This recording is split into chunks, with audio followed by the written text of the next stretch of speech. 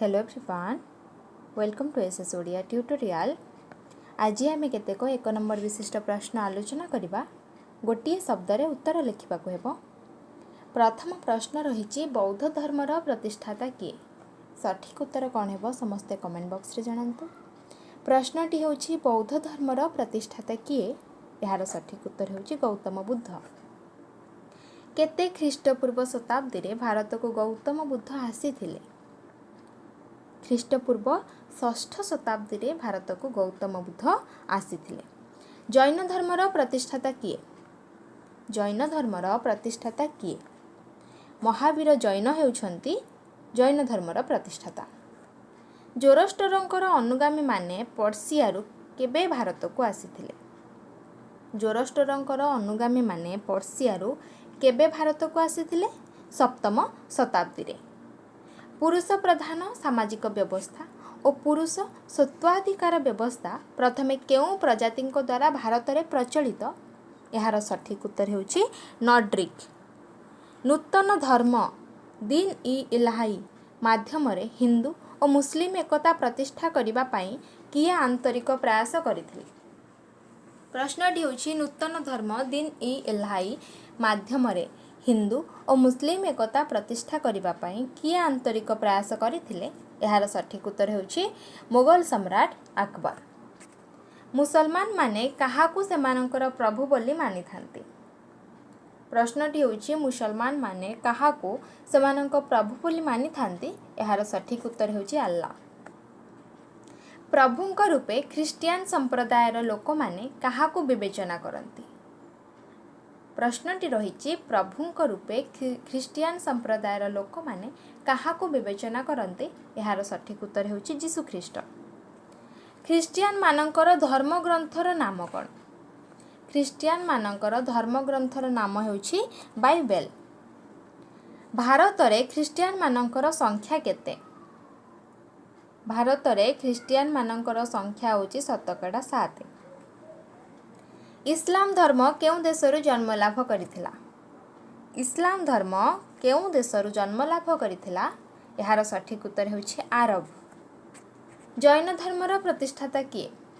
महावीर जैन हेउछंती जैन धर्मर प्रतिष्ठाता। श्वेतांबर केउं धर्मर एक संप्रदाय अटे। श्वेतांबर जैन धर्मर एक संप्रदाय अटे। बौद्ध धर्मर दुईटी संप्रदाय मध्यरु गोटीकर नाम लेख। महायान हेउछि बौद्ध धर्मर दुईटी संप्रदाय मध्यरु गोटीकर नाम।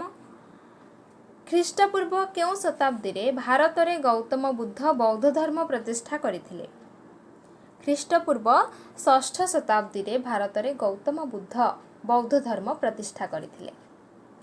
भारतर लोकमानंक मध्यरे परिलक्षित हेउथिबा धार्मिक पार्थक्य को कौन कुहा जाय। प्रश्नटी होछि भारतर लोकमानंक मध्यरे परिलक्षित हेउथिबा धार्मिक पार्थक्य को कौन कुहा जाय। यार सठिक उत्तर होछि धार्मिक विभिन्नता बोली कुहा जाय। भारतर बृहत्तम धार्मिक समूह किए। भारतर बृहत्तम धार्मिक समूह हेउछि हिंदू।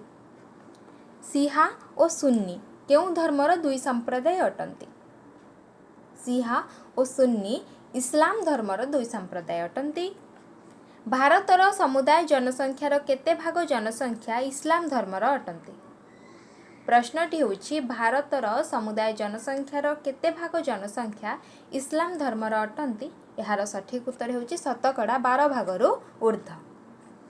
प्रोटेस्टांट और कैथोलिक केउं धर्मर दुईटी मुख्य संप्रदाय अटे। प्रोटेस्टांट एवं कैथोलिक केउं धर्मर दुईटी मुख्य संप्रदाय अटे। यार सठिक उत्तर होछि ख्रीष्ट धर्म।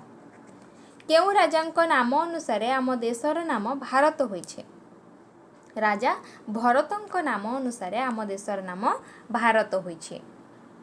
भारतर पवित्र भौगोलिक अवस्थिति यार केउं एकता को दर्शाई थाए।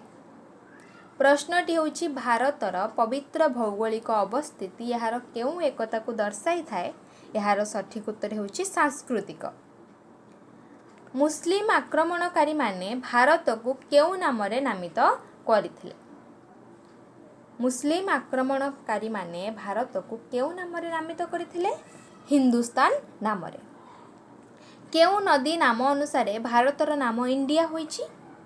सिंधु बा इंडस नदीर नाम अनुसार भारतर नाम इंडिया होइछि। विश्वर बृहत्तम राष्ट्र मध्य भारतर स्थान केते?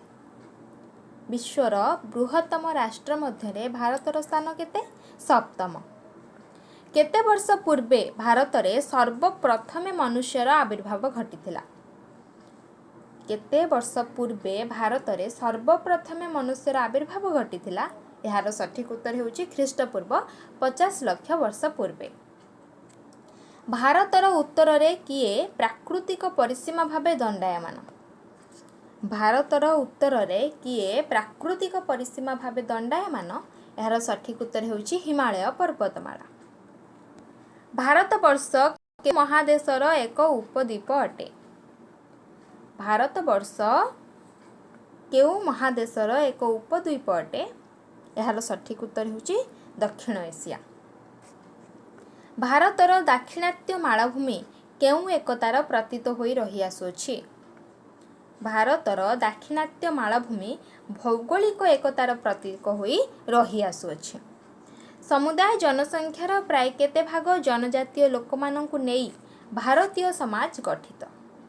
प्रश्नटी होछि समुदाय जनसंख्यार प्राय केते भाग जनजातीय लोकमानंकु नेई भारतीय समाज गठित? यार सठिक उत्तर हेउछि 7 भाग। जनजातीय गठन रे महाराष्ट्र और ओडिशार स्थान केउंटी?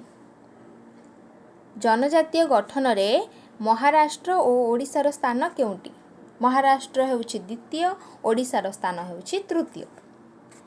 2001 जनगणना अनुसार भारत रे बास करुथिबा जनजातीय लोकमानंकर संख्या केते? 84.31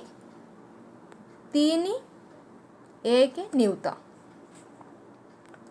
भाषा भित्ति रे जनजाति गुड़िकर वर्गीकरण केते भागरे विभक्त? प्रश्नटी हेउछि भाषा भित्ति रे जनजाति गुड़िकर वर्गीकरण केते भागरे विभक्त? यार सठिक उत्तर हेउछि 3 भागरे विभक्त। सांस्कृतिक उन्नति भित्ति रे जनजाति गुड़िकर वर्गीकरण केते भागरे विभक्त? सांस्कृतिक उन्नति भित्ति रे जनजाति गुड़िकर वर्गीकरण केते भागरे विभक्त? 4 भागरे विभक्त। भारतर एकता मुख्यतः धार्मिक बोली किए कहिथिले? प्रश्नटी होछि भारतर एकता मुख्यतः धार्मिक बोली किए कहिथिले? MN श्रीनिवास कहिथिले। सामाजिक और अर्थनैतिक विकास भित्ति रे जनजाति गुड़िकर वर्गीकरण केते भागरे विभक्त? सामाजिक और अर्थनैतिक विकास भित्ति रे जनजाति गुड़िकर वर्गीकरण केते भागरे विभक्त? 4 भागरे विभक्त। सांस्कृतिक उन्नति भित्ति रे जनजाति गुड़िकर वर्गीकरण किए करिसेंती? एलुइन करिसेंती। सामाजिक और अर्थनैतिक विकास को भित्ति करी किए भारतीय जनजाति मानंकु 4 भागरे विभक्त करिसेंती? प्रश्नटी होछि सामाजिक और अर्थनैतिक विकास को भित्ति करी किए भारतीय जनजाति मानंकु 4 भागरे विभक्त करिसेंती? यार सठिक उत्तर होछि TN मजुमदार और DN मजुमदार। भाषागत सहबंधन भित्ति रे जनजाति गुड़िकर वर्गीकरण किए करिसेंती? भाषागत सहबंधन भित्ति रे जनजाति गुड़िकर वर्गीकरण किए करिसेंती? ग्रियर्सन एवं प्रोफेसर SK चटर्जी। भारतर केउं राज्य रे जनजाति मानकर संख्या अधिक? भारतर केउं राज्य रे जनजाति मानकर संख्या अधिक? सठिक उत्तर हेउछि झारखंड। मध्य प्रदेश और आसाम राज्यर जनजाति मानकर संख्या केउंठी? मध्य प्रदेश रो स्थान हेउछि चतुर्थ, आसाम रो स्थान हेउछि पंचम। नीलगिरी पर्वत रे केउं जनजाति बसवास करंती? नीलगिरी पर्वत रे टोडा जनजाति बसवास करंती। 2011 जनगणना अनुसार भारतर साक्षरता हार केते? 2011 जनगणना अनुसार भारतर साक्षरता हार केते? 74.4%। एकतार एक उपादान दर्शाओ। एकतार एक उपादान हेउछि भौगोलिक एकता। विभिन्नतार एक उपादान दर्शाओ। प्रजातीय विभिन्नता हेउछि विभिन्नतार एक उपादान। ଜାତି ଧର୍ମ ବର୍ଣ୍ଣ ଓ ଭାଷାଭାଷୀ ଲୋକଙ୍କ ଦ୍ୱାରା ଭାରତ ଗଠିତ ଅଟେ।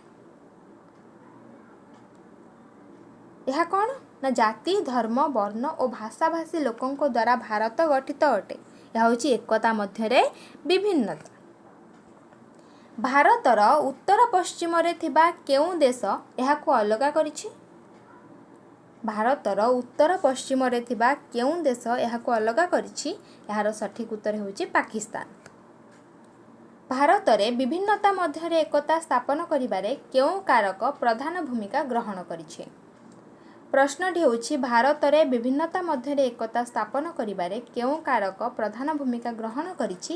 ଏହାର ସଠିକ୍ ଉତ୍ତର ହେଉଛି ଧାର୍ମିକ ଏକତା। ଆଜିର ଶେଷ ପ୍ରଶ୍ନ, କେଉଁ ଦେଶକୁ ଆମେ ବିଭିନ୍ନତା ମଧ୍ୟରେ ଏକତାର ଏକ ଜ୍ୱଳନ୍ତ ଉଦାହରଣ ବୋଲି କହିଥାଉ? ପ୍ରଶ୍ନଟି ହେଉଛି କେଉଁ ଦେଶକୁ ଆମେ ବିଭିନ୍ନତା ମଧ୍ୟରେ ଏକତାର ଏକ ଜ୍ୱଳନ୍ତ ଉଦାହରଣ ବୋଲି କହିଥାଉ? ଏହାର ସଠିକ୍ ଉତ୍ତର ହେଉଛି ଭାରତ। ଏ ଥିଲା ଆଜିର କେତେଗୁଡ଼ିଏ 1 ନମ୍ବର ବିଶିଷ୍ଟ ପ୍ରଶ୍ନ ଯାହାକି ଆମେ ଆଲୋଚନା କଲେ। ପରବର୍ତ୍ତୀ ସମୟରେ ଆଉ କିଛି ପ୍ରଶ୍ନ ଆମେ ଆଲୋଚନା କରିବା। ଆଜିର ଆଲୋଚନାଟି ତାହେଲେ ଆମେ ଏଇଠି ଶେଷ କରିବା। ଯଦି ବର୍ତ୍ତମାନ ପର୍ଯ୍ୟନ୍ତ ଆପଣମାନେ ଭିଡ଼ିଓଟିକୁ ଲାଇକ୍ କରିନାହାନ୍ତି, ପ୍ରଥମେ ଲାଇକ୍ କରନ୍ତୁ, ନିଜ ସାଙ୍ଗସାଥିମାନଙ୍କ ସହ ସେୟାର କରନ୍ତୁ ଏବଂ ଚ୍ୟାନେଲଟିକୁ ସବସ୍କ୍ରାଇବ୍ କରନ୍ତୁ। Thank you.